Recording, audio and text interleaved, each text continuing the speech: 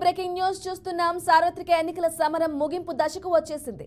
లోక్సభ ఎన్నికల ప్రచారంలో భాగంగా తుది విడత ప్రచారం కోసం రాష్ట్రానికి జాతీయ నేతలు వరుసకడుతున్నారు. ముఖ్యంగా బీజేపీ జాతీయ నేతలను రంగంలోకి దింపి వారితో విస్తృత ప్రచారం చేస్తోంది. ఇందులో భాగంగా ఇప్పటికే ప్రధాని మోదీ, కేంద్ర హోంశాఖ మంత్రి అమిత్ షా, జేపీ నడ్డా పలుమార్లు రాష్ట్రంలో పర్యటించారు. ఇవాళ అమిత్ షా మరోసారి రాష్ట్రానికి రానున్నారు. బీజేపీ ఎంపీ అభ్యర్థి బూర నర్సయ్య గౌడ్ కు మద్దతుగా యాదాద్రి భువనగిరి జిల్లాలో ఏర్పాటు చేసే బహిరంగ సభలో అమిత్ షా పాల్గొనున్నారు.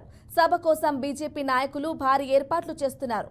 మరోవైపు రేపు నారాయణపేట జిల్లాలో ఏర్పాటు చేయనున్న బహిరంగ సభలో ప్రధాని మోదీ పాల్గొంటారని బీజేపీ జాతీయ మాజీ కార్యదర్శి మురళీధర్ రావు తెలిపారు. బీజేపీ నాయకులు, కార్యకర్తలు పెద్ద ఎత్తున పాల్గొని సభను విజయవంతం చేయాలని ఆయన కోరారు. ప్రధాని మోదీ, అమిత్ షా వరుస పర్యటనకు సంబంధించి పూర్తి డీటెయిల్స్ మా ప్రతినిధి రాజశేఖర్ ఆచారి అందిస్తారు. రాజశేఖర్ ఆచారి, చెప్పండి. Thank you Damini.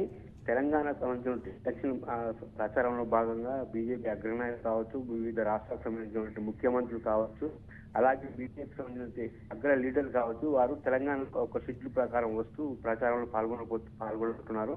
దానిలో భాగంగానే ఈ రోజు అమిత్ షా ఒక టూర్ ఖరారైంది. ఆయన భువనగిరిలో ఈ రోజు 9 గంటల లక్ష్మణ్ తో పాటు భువనగిరిలో ఒక భారీ బహిరంగ సభ ఉండబోతుంది.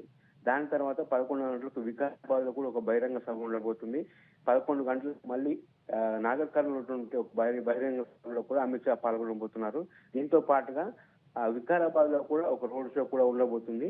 దీని తర్వాత రేపు అలాగే అమిత్ షా కూడా, మోడీ కూడా రేపు తెలంగాణ టూర్ కు తెలంగాణకు ప్రచారానికి రాబోతున్నారు. ఆయన రేపు మహబూబ్ నగర్ నారాయణపేటలో ఉన్నటువంటి ఒక బహిరంగ సభలో పాల్గొని తర్వాత రేపు ఈవినింగ్ ఎల్బీ స్టేడియంలో కూడా, హైదరాబాద్ ఉన్నటువంటి ఎల్బీ స్టేడియంలో కూడా ఒక భారీ బహిరంగ సభ ఉండబోతుంది. అయితే రేపు మోడీ చూస్తున్నాడు కాబట్టి మోడీ బహిరంగ సభలో కూడా ఒక విషయం గురించి అందరూ ఎదురుగా చూస్తున్నారు. ఎందుకంటే రిజర్వేషన్ సంబంధించిన విషయం ఏదైతే ఉందో గత కొన్ని రోజులుగా దేశవ్యాప్తంగా కొన్ని సంచలనాలు సృష్టిస్తుంది. ఎందుకంటే బీజేపీ అధికారంలోకి వస్తే రిజర్వేషన్ తీసేస్తారని చెప్పేసి కాంగ్రెస్ గట్టిగా ప్రచారం చేస్తున్న నేపథ్యంలో కూడా దాన్ని డిఫెండ్ చేసుకునే ప్రయత్నంలో బీజేపీ.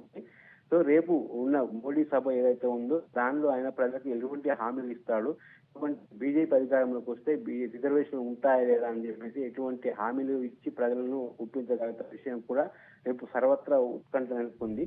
ఎందుకంటే ఎల్లుడితో ప్రచారం 11తో ప్రచారాలు ముగుస్తున్నాయి కాబట్టి బీజేపీకి సంబంధించిన రిజర్వేషన్లు ఎవరు ఎలా, సాక్షాత్తు మోహన్ భగవత్ ఆర్ఎస్ఎస్ సంబంధించిన వ్యక్తి కూడా ప్రచారం చేసినప్పటికీ కూడా ప్రజలకు కొంత అయోమయం ఉన్న పరిస్థితి నేపథ్యంలో మోడీ ఎలాంటి హామీలు తెలంగాణ, ఎందుకంటే తెలంగాణలోనే ఈ రిజర్వేషన్ ఇష్యూ స్టార్ట్ అయింది కాబట్టి ఇది స్టార్ట్ అయిన చోటనే దాన్ని ఫుల్ స్టాప్ పెట్టే ఉద్దేశంతో మోడీ రేపు ఎలాంటి సందేశం కూడా ఉత్కంఠగా నెలకొంది. అలాగే ఈ రోజు రాజ్నాథ్ సింగ్ పర్యటన కూడా తెలంగాణలో ఉండబోతుంది.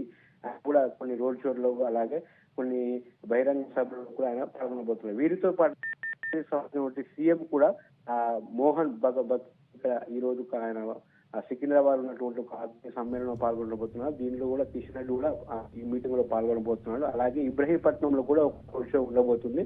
అందులో కూడా ఈయన మధ్యప్రదేశ్ సీఎం పాల్గొనబోతున్నాడు. అలాగే నర్సాపూర్ లో కూడా 10 గంటలకు కూడా ఆయన ప్రచారం చేయబోతున్నారు. మెదక్లో అంటే రఘునందన్ సంబంధించిన ప్రచార కార్యక్రమాలను కూడా ఈ మధ్యప్రదేశ్ సీఎం గా పాల్గొనబోతున్నారు. మొత్తంగా 11న ఈ పోలింగ్ 11న ప్రచార ప్రక్రియ ముగిపోతుంది కాబట్టి తెలంగాణలో అగ్ర పర్యటనలో ఎక్కువగా షెడ్యూల్ వేయబడి ప్రచారం చేయబడుతుంది. మొత్తం 10న మోడీ సభ ఉండబోతుంది. ఈ ఎలక్షన్ పార్లమెంట్ ఎలక్షన్ సంబంధించిన ఏదైతే ప్రచార సభలు ఉంటాయో 10న మాత్రం ఎల్బీ ఉన్నటువంటి లాస్ట్ మీటింగ్ గా మోడీకి చెప్పుకోవచ్చు.